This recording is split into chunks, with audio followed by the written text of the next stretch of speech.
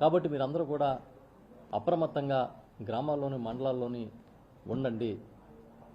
అధికారుల బృందాలు వచ్చినప్పుడు దగ్గరుండి ఇదిగో ఈ పంట ఈ ఎకరం పాడైంది అని చెప్పండి అని క్లియర్గా చెప్పారు.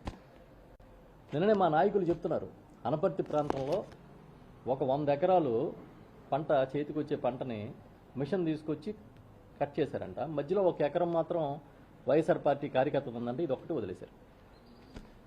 ఎంతకైనా దుర్మార్గం ఉంటుందా? రైతు దగ్గర రాజకీయమా? ఇంకా రైతులతో కూడా రాజకీయం చేస్తారా? వీలైతే ఆదుకోండి, లేకపోతే ఏం చేయలేమని ఊరుకోండి, కానీ నష్టపరిచే కార్యక్రమం చేయకండి.